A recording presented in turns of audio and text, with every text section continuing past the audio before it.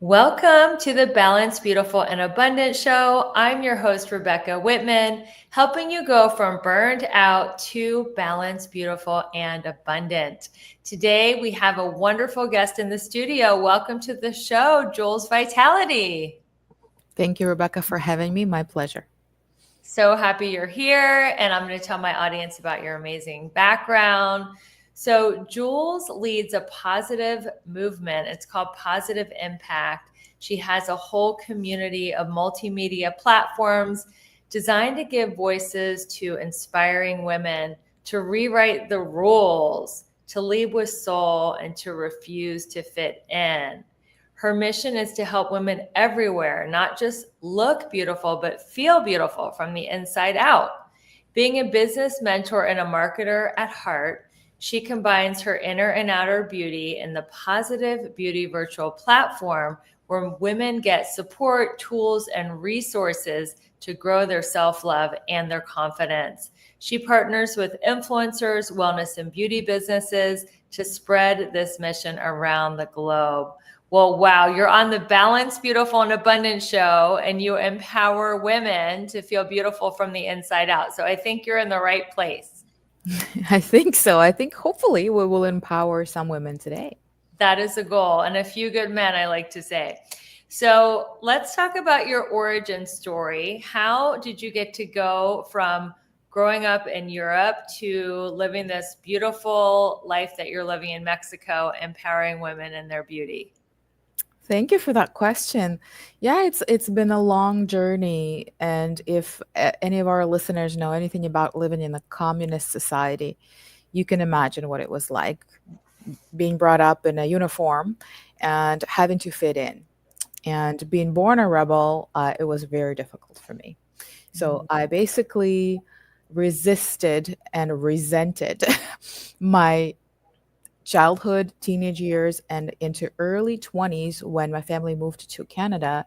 And I basically discovered this newfound freedom of self expression, of being who you desire to be. And with the multiculturalism that is common in some of the larger cities in Canada, like Toronto, Montreal, and Vancouver, you see multiple aspects and facets of women and people in general being accepted and celebrated. And it gave me literally the permission to start digging into what does this mean for me? How can I use this and break through some of the ceilings that were installed in me by the communist environment? So, long story short, I went into the corporate world because that is the programming most of us receive no matter where we're born. Climbed the ladder, was in a senior vice president position, managing multiple global teams, earning six figures plus, working from 7 a.m. to 11 p.m. during the pandemic. Because when you work from home, you can't tune in at any point in time to with your team in China, in Europe, and in India. That's granted, you should be doing that, right? So with that and everything else that pandemic brought, with having the family at home and my children were at home, and it was just becoming very, very difficult to manage all this and creating the boundaries between the work and life when you're working literally behind the closed door in your bedroom. So it did contribute to burnout, and I was in the mental fog. I started forgetting elementary things like leaving an iron plugged in or leaving a pot on the stove. And I literally had to, one day I was reading something on the screen at work, well, work from home, and I realized I was rereading the same paragraph 10 times and not, it wasn't sinking in. And I took a leave of absence. Long story short, it wasn't an easy decision. I consulted with some friends who have gone through that. And then I was torn with, what do I do with it? What do I do with this time that I now have on my hands? I was always an entrepreneur on the side. I always had a career and then something going on. I was an Avon lady. I offered perfume samples in the store.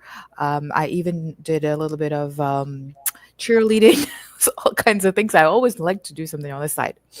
And it allowed me to meet a lot of cool people and get exposure to what business world is all about. But I always felt like I didn't know enough. So in my later years working in a career, I was actually consuming a lot of business knowledge and information on my drives, commutes to work, whether it was a drive or a train. I was always plugging into audiobooks, podcasts, the 4 Hour Work Week by Tim Ferriss, and so on. And it was giving me all these ideas. I'm like, I gotta do something. I gotta do something. I gotta burn the bridge. And that was a pivotal moment for me. And to make it easier, or I guess to make it more final, I wrote a goodbye letter to my job. Oh, I like that idea. I thanked it for everything that it's given to me. And I Mhm. expressed some of the things that I did not like about it. Like I let those feelings out. And I felt a relief to an extent that I couldn't imagine initially. I thought it was just going to be an exercise, but it was really healing. It was Mhm. an amazing decision. I think I learned it from some coach. I don't remember who by now.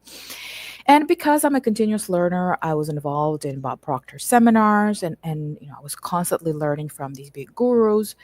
And I'm like, okay, how do I apply all this knowledge? Because usually what we start doing is learning, but then we accumulate this knowledge and we don't do anything about it.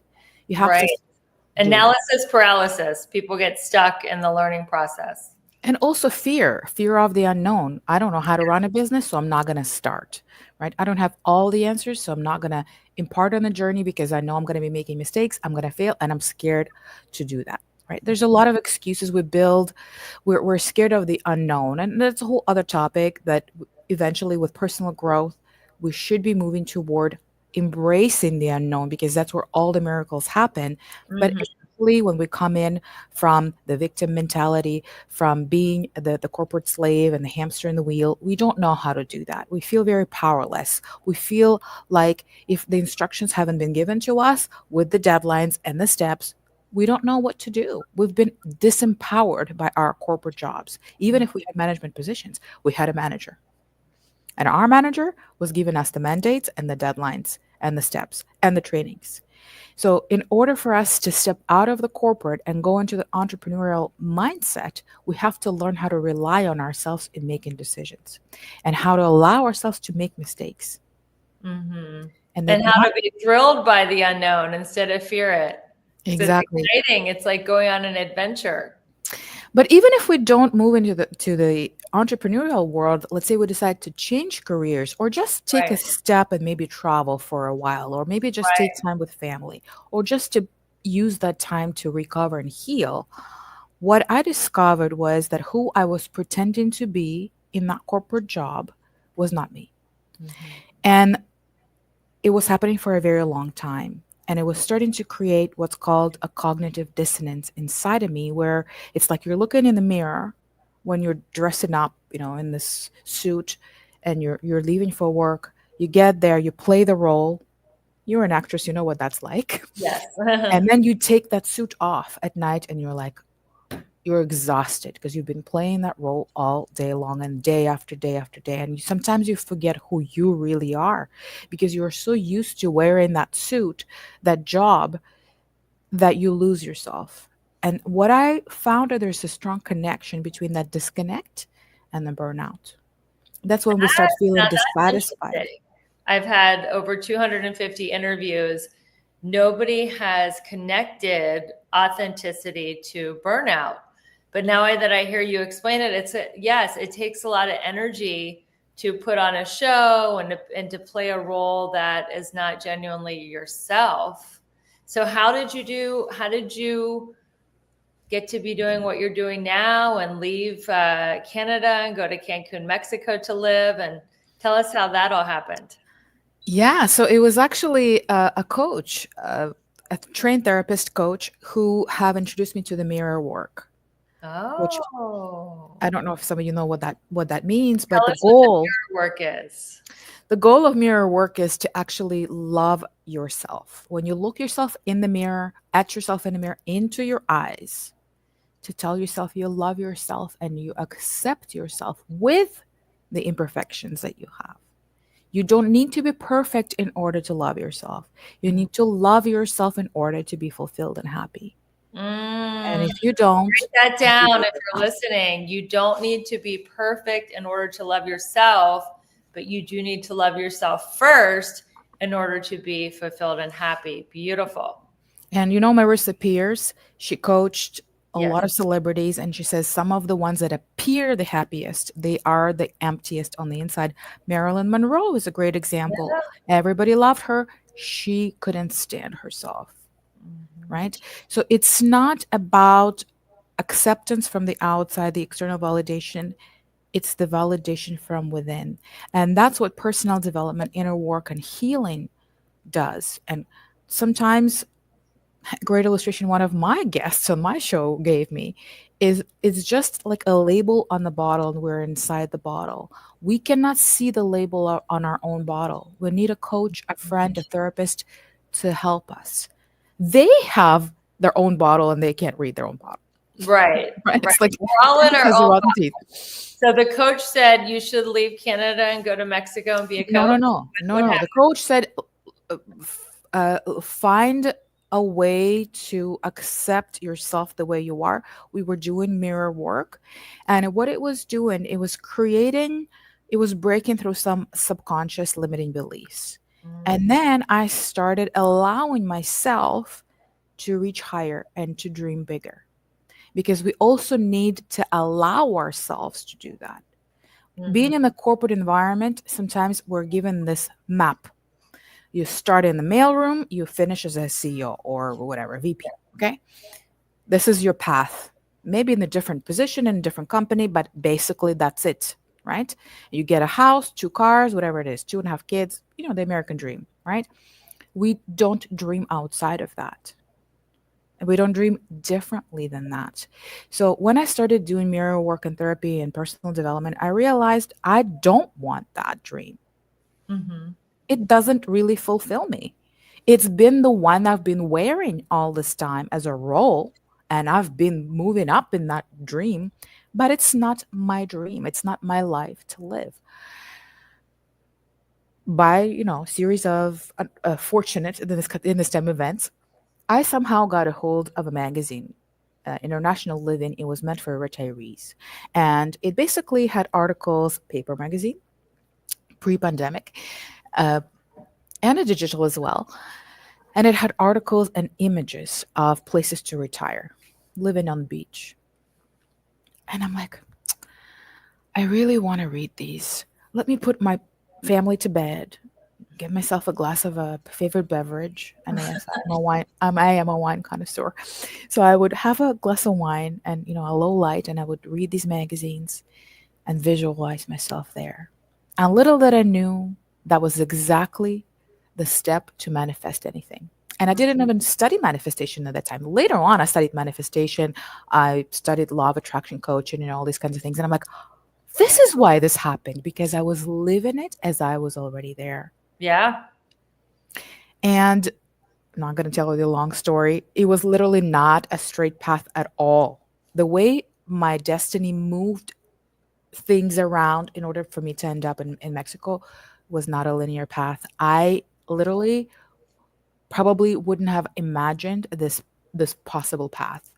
But here I am, 4 years now, on a beautiful turquoise ocean with white sand. I travel all around the world. I have a business that I can do from anywhere in the world because I started constructing my future from my thoughts. I started elevating what's possible for me. Let me dream bigger. And the bigger for you does not mean somebody else is bigger, Yeah. right? For somebody else, it could be a 7-figure paycheck. For me, it's a 3-hour work day or 5-hour work week and Yeah. doing it from the beach and being able to wake up and not think about where what I need to do today, or being able to come on podcasts and show and speak when I want to versus having it on a schedule.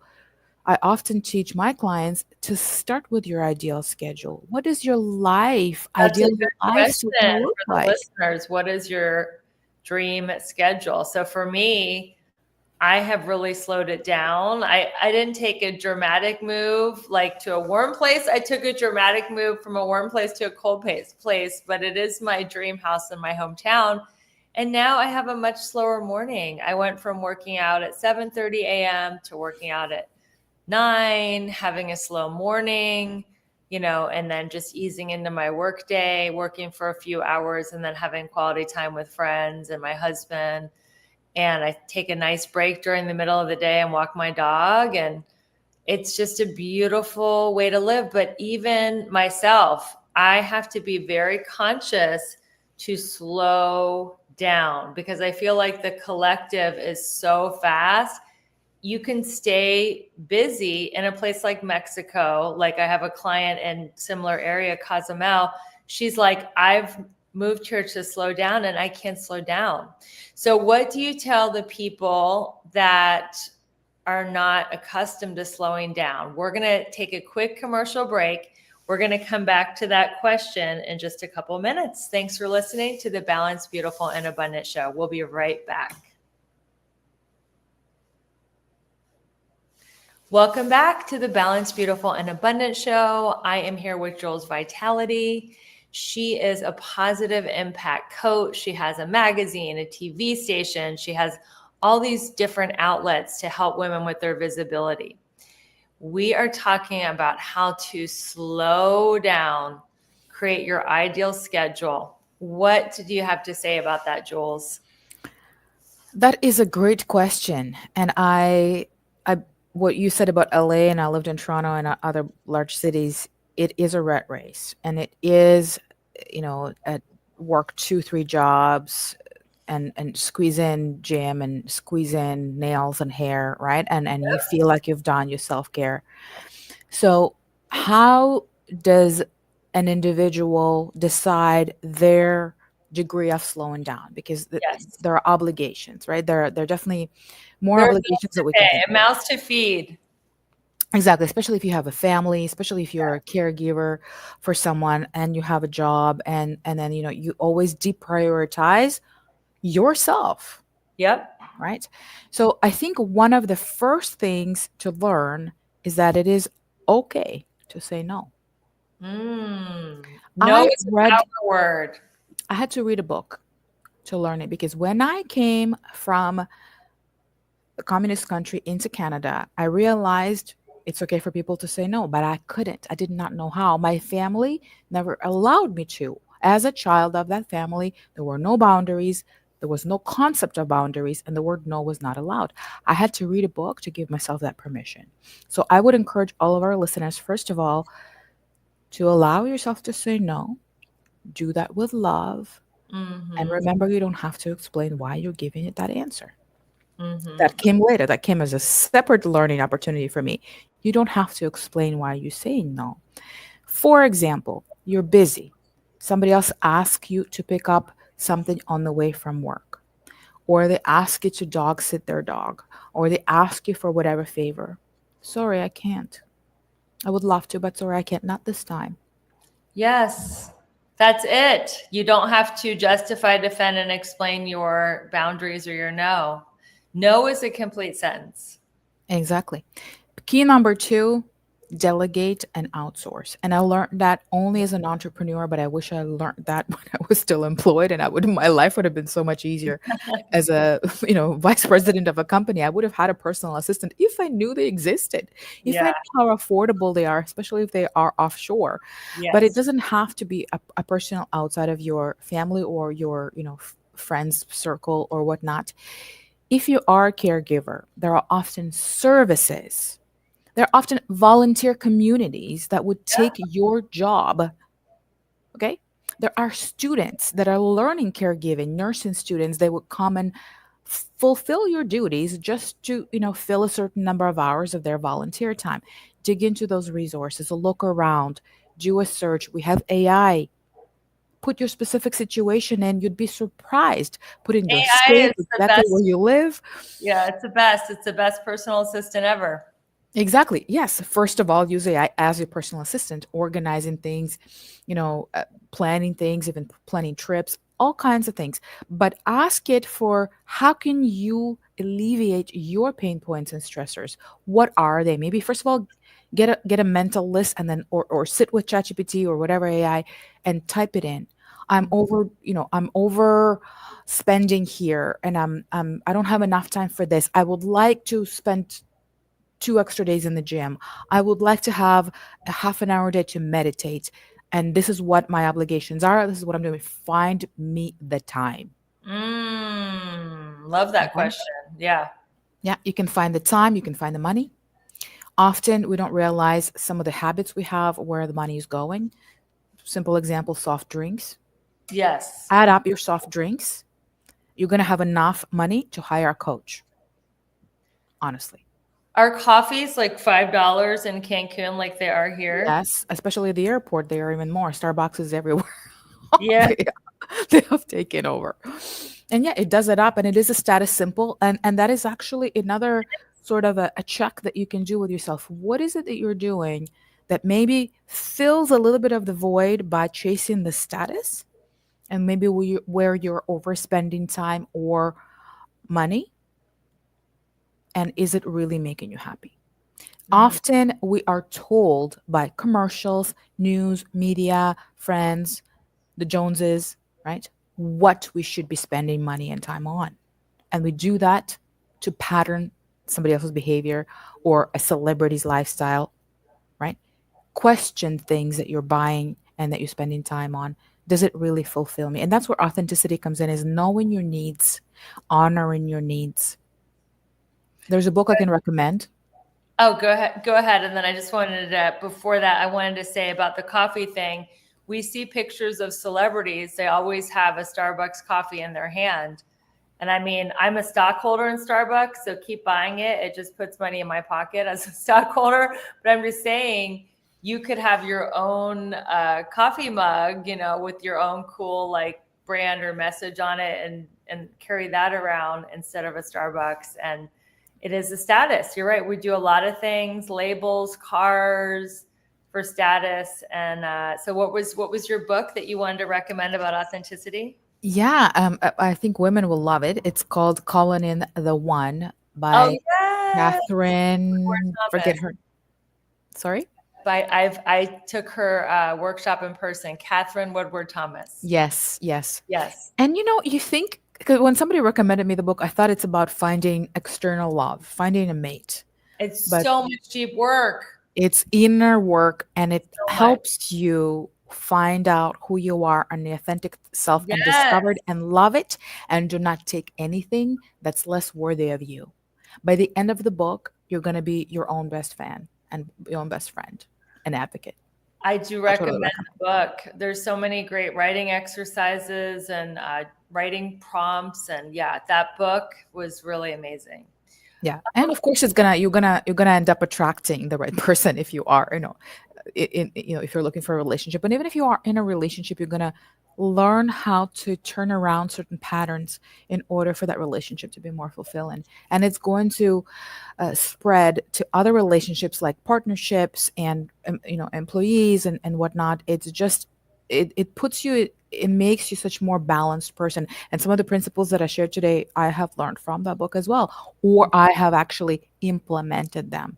Because Mhm. remember, learning is one thing, implementing is the other. Yes, exactly.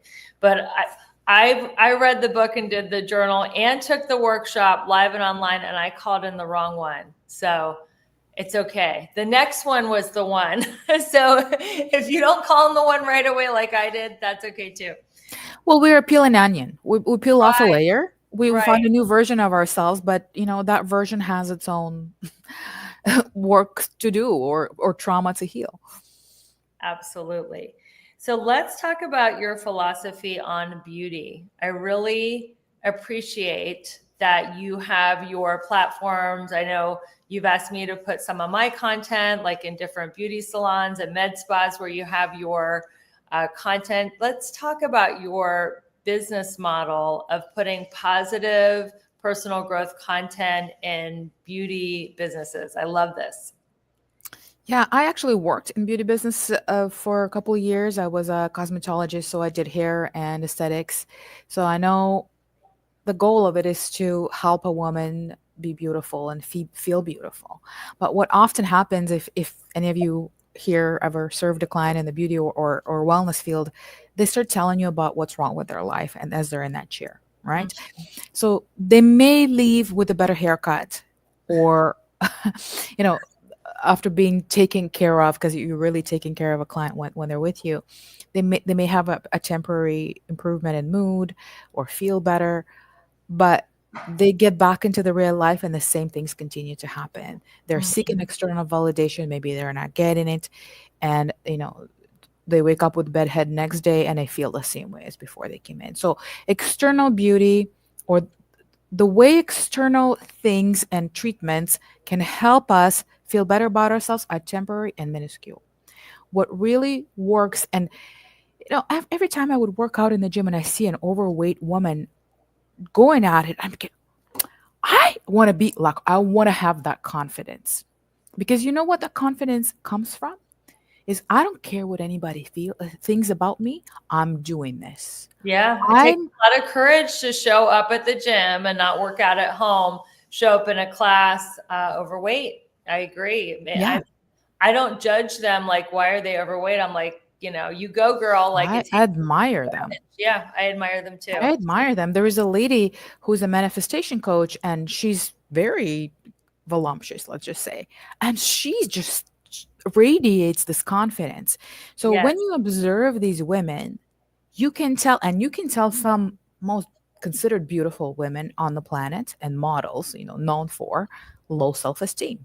So there is very little relationship between the way you look and the way you feel and how beautiful you feel. And you can look far from a standard definition of beautiful, but you can radiate that beauty and you can attract flocks of men and women to want to follow you and ask you, how are you doing it? How are you able to love yourself the way you are? So it goes back to self love, Yes. sense of worthiness, sense of self acceptance. Again, with all the imperfections we have, nobody is perfect.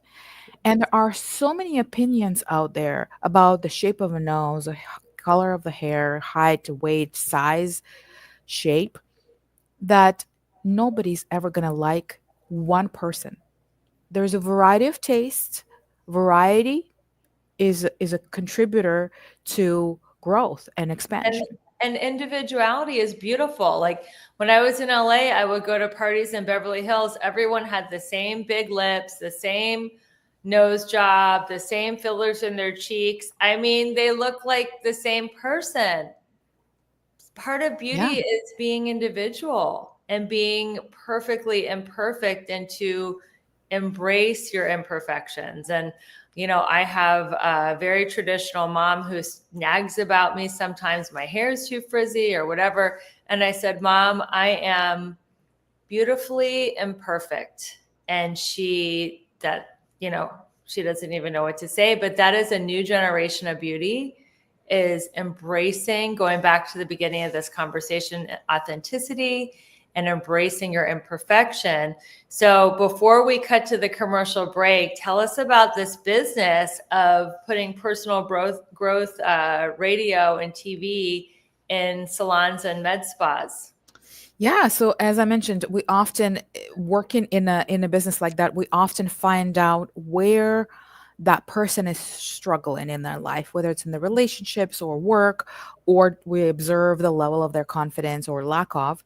So what not a better place to encourage them to maybe look at a resource, starting with complimentary resources, or take a class or book a consult with someone who can help them feel beautiful within.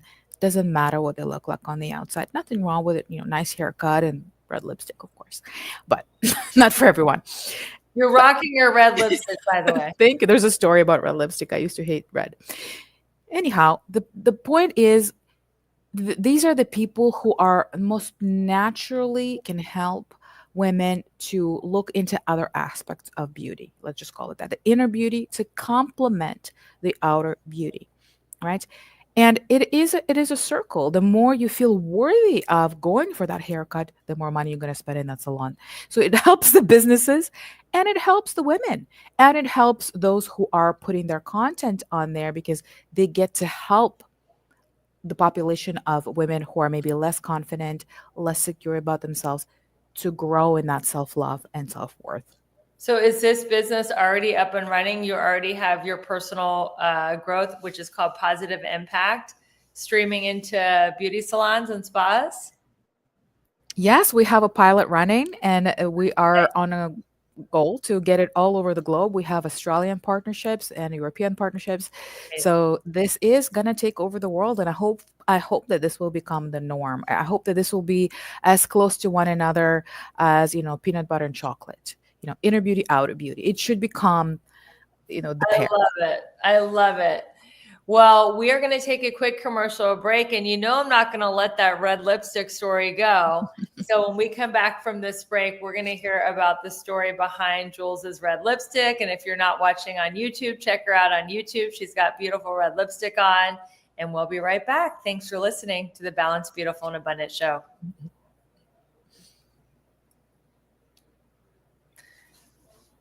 Welcome back to the Balanced, Beautiful, and Abundant show. I'm interviewing Julz Vitality, and she's going to tell us the story behind her beautiful red lipstick. Thank you. It is actually a story demonstrating how inauthentic I used to be. And this is an expression of my authenticity. Although I do have a lot of naysayers and people who judge it, but I gratefully say thank you for your feedback and leave it at that. So it came to me one day when I was, working in a successful corporate job. I walked into my walk-in closet, which, was a cool thing to have. I felt very accomplished, and I was picking out an outfit for that day, and I realized that majority of my outfits were on a gray scale. So they were white, black, or shade of gray. 50 shades of gray, literally. That was my wardrobe. There were a couple of scarves that had a little bit of color. And I was like, well, why does it matter what I pick? Because it's all literally the same. Why? Because I wanted to blend in. And in fact, recently I realized that a lot of people have this complex of not being noticed, not wanting to stand out because they feel that they're not worthy of attention or spotlight. So they would rather get lost in the crowd. Sometimes I think in the Matrix, they had this crowd, a drone view of a crowd crossing, Times Square or something. Yes. And there was a woman in a red dress. Uh-huh. Right?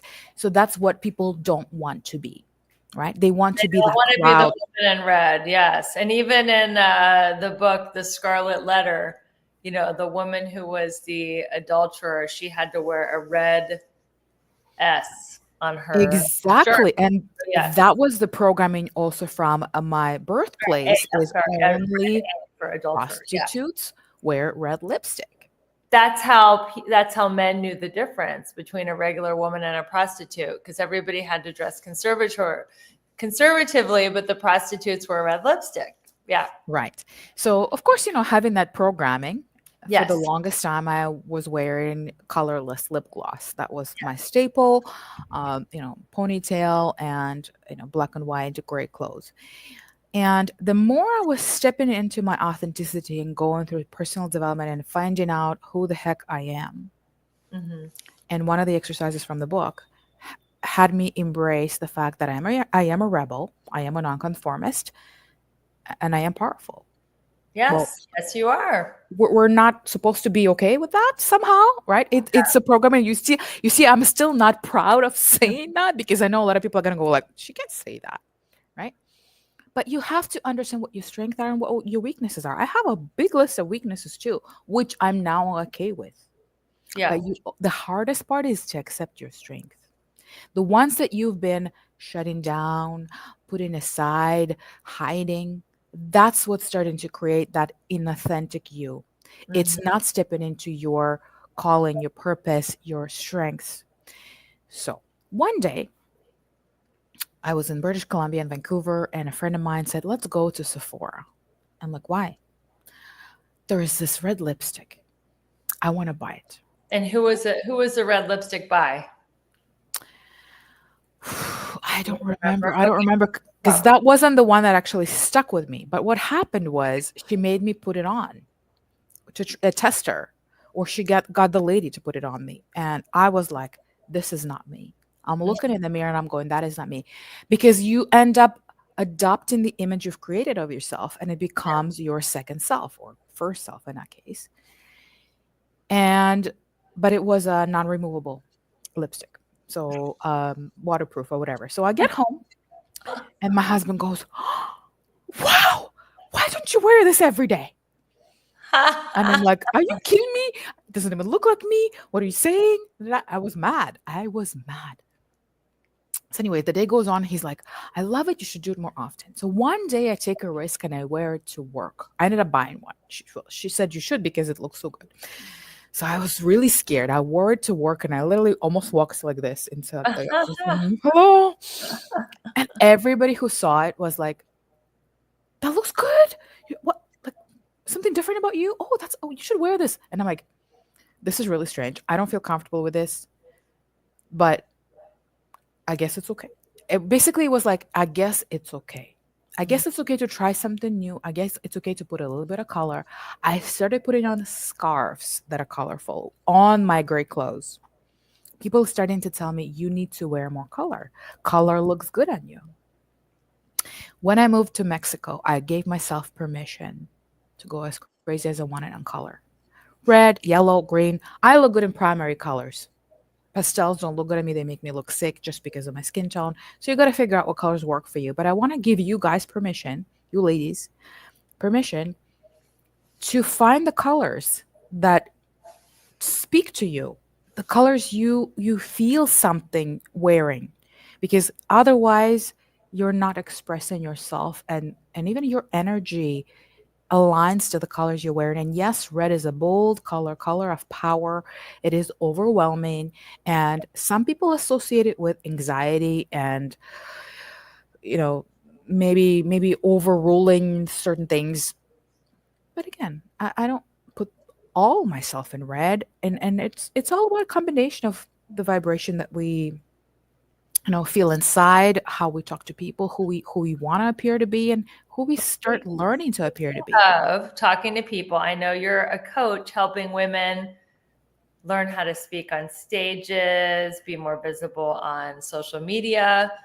What would you tell for the woman or the man who's listening to this who has never gone live? They've never spoken to the camera on their stories. They probably know as an entrepreneur or even as a professional, they should create some kind of an online brand and create a like, know, and trust connection with their audience, but they don't even know how to start. What would you tell that person who has Great question. I was there. I was very camera shy. I did not like the way my voice sounded on camera.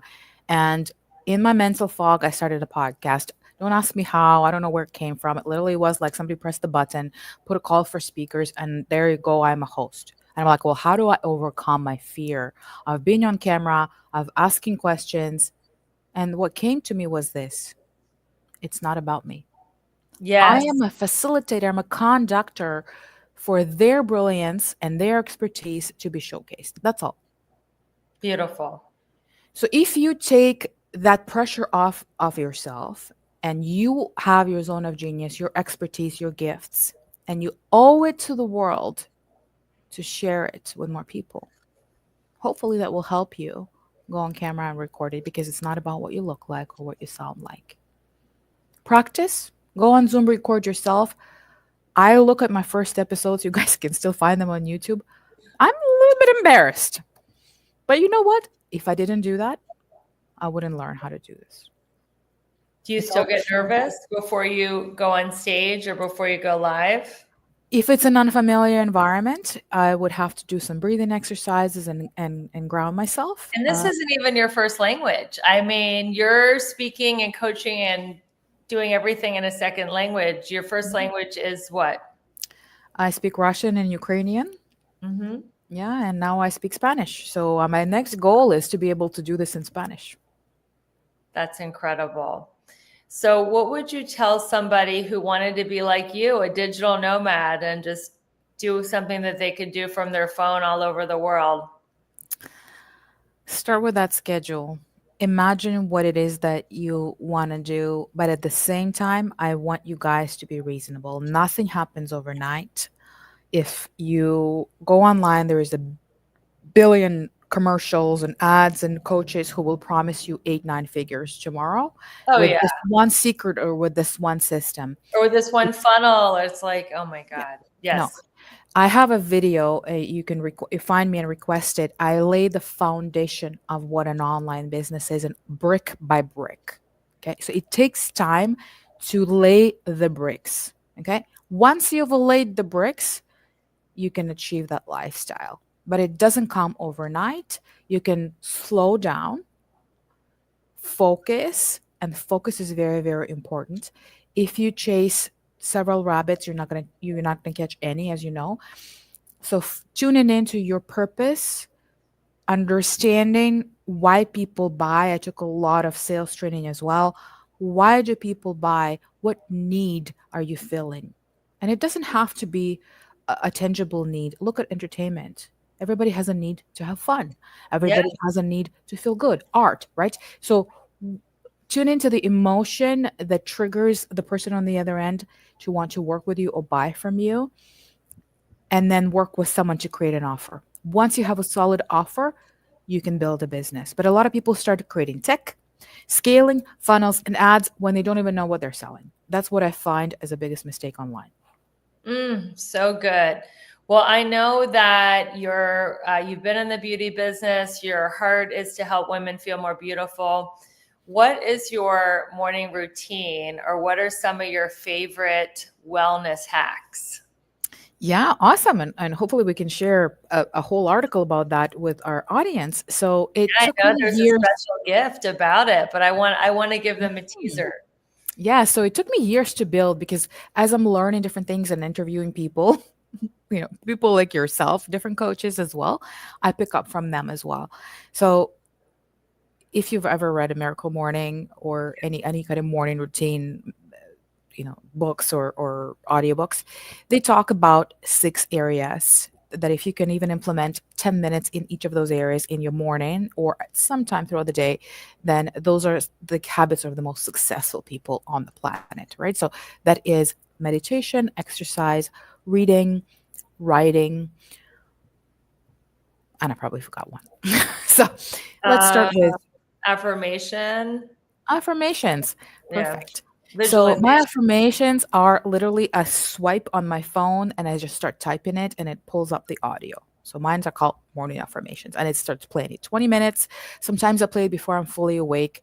And at around 10-minute mark, I realize I'm awake. So it actually kind of like works as So my, literally you do it as you're opening your eyes, you're playing affirmations. That is so valuable, listeners, because when you're half awake, your subconscious is the most accessible. It's before your personality or egoic mind jumps in with all your old limiting beliefs. So this is a great time to do the yeah. On affirmation. top of that, I listen to them all night long. I listen to subliminal noises. So you can pick Beautiful. whatever noise you like, storm, rain, or fan. There are cool noises now. They're called oxytocin, dopamine noise. You can find anything, whatever noise you like. But I find them with the subliminal affirmations and a certain frequency. So you can basically do three in one. The common noise, the frequency that's going to help your cells literally rearrange and And what app do you use for these nighttime affirmations? YouTube. Wow. And you don't have to hear ads? You bought the YouTube with no I ads. have premium, but those who don't can pick one that's called live. The ones that are live do not put commercials in. So that's the Ah, workaround. there you go. And what is the channel on YouTube that you I listen literally it's about multiple channels. Literally just put in the search what I want to listen to. For example, sometimes I feel like I'm low on self love. So I go self love, subliminal affirmations, fan noise, for example, or black screen. For those of you who are putting it through a TV, you may want to put in black screen. I don't. So, for example, if it's a premium, YouTube premium, it shuts down the screen on my phone. I Mhm. make sure I leave the phone far away. So, all night long, and for years now, I've been using this basically free time, right, Yeah, to help my subconsciousness to catch beautiful. up to what you're doing consciously, all the learning you're doing consciously. Then when I wake up, I'm a huge espresso fan and I have a Dolce Gusto machine. So I have my espresso. I totally prefer that to Starbucks. And I have it with MCT oil and a drop of stevia. MCT oil does two things. First of all, if you anyone on keto, it does not break your fast, and it also increases your brain activity. Hmm. Okay, and it is a good oil. It's stripped of the, you know, sort of negative ingredients in the coconut oil. But you can also use coconut oil or uh, butter or other Or ghee. Yeah. oils, ghee Yeah. as well. Yes. So I do that, and then I go outside to get the sun rays to help my circadian rhythm to stay tuned into the sunset and sunrise. So I sit outside if possible. If not, you can do it close to a window. And I have a book actually right here. Let me grab it. And the cool thing about the book, it's actually a summary of interviews Tim Ferriss did. So you had 250 episodes, and this is probably about this big, and a Yeah. chapter about each episode. And he talks about what he learned from that guest. Wow. So you read a I paragraph. read a chapter or sometimes a page, depending on how long the coffee lasts me, and it's broken into three sections: health, wealth, and wisdom. You So do this depending on every what I'm morning. inclined, I do this every morning. So I bought this for Beautiful. it's secondhand, cheap in some secondhand store, because majority of my books were donated during my multiple moves. I moved probably 20 times in my life. So a Hmm. lot of my books are I listen to audiobooks most of the time, so I wanted to have a book on paper that I could read. And then if you are a writer, you can also have a little journal and, you know, take some notes. Sometimes I take photos of certain things that really impact me. And then on my drive, then I go to the gym. Then on my drive to the gym, sometimes I would create a video or a reel, of course, in a holster. You're not driving and taping.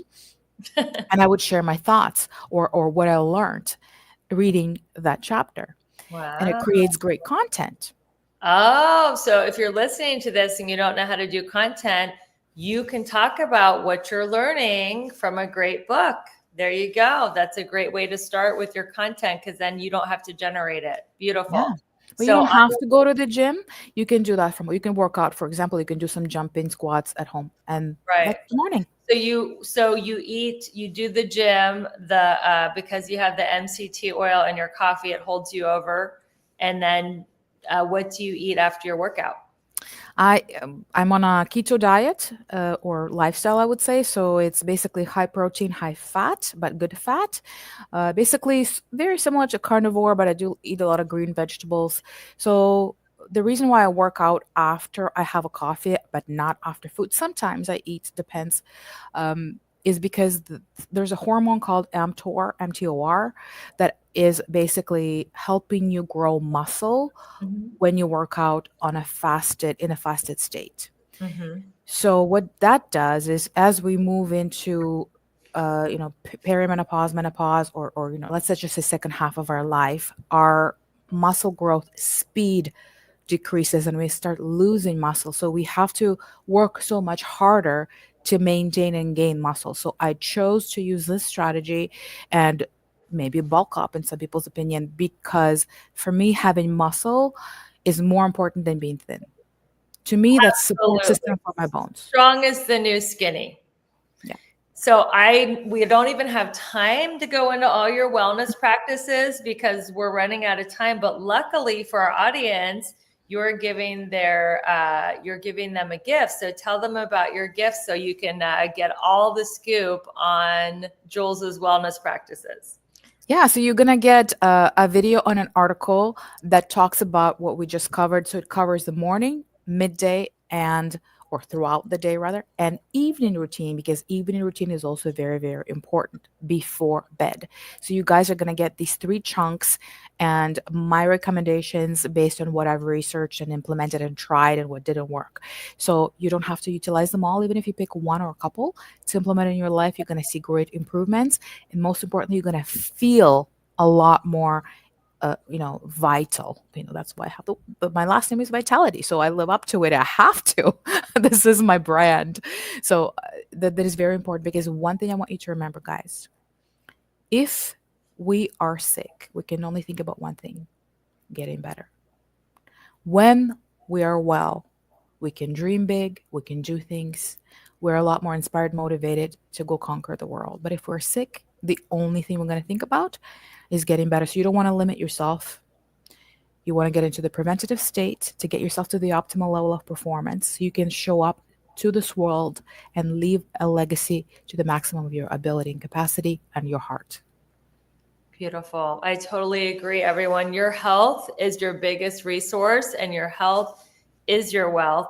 So, Julz, how can people stay in touch with you and where can they find you online? Just Google me, Julz Vitality or Positive Impact TV. prjulz.com is my website. Once you grab the gift, you can find a way to find me. You can literally ask your ChatGPT, give me Julz's interviews, and it'll give you all those links. But yeah, I'd love to hear from you guys. I'd love to maybe drop some comments and see what did you resonate with. Do you have any questions? Do you want to know more about anything? Maybe Rebecca can cover it in the next episode for you so that you can learn a new trick and tool and make your life better. Absolutely. We welcome any comments, questions, feedback. Don't forget to share this episode with a friend. And thank you, everybody, for listening to the Balanced, Beautiful, and Abundant show. I'm your host, Rebecca Whitman, taking you from burned out to balanced, beautiful, and abundant. And until we meet again, keep your vibe high and magnetize. Bye, everyone.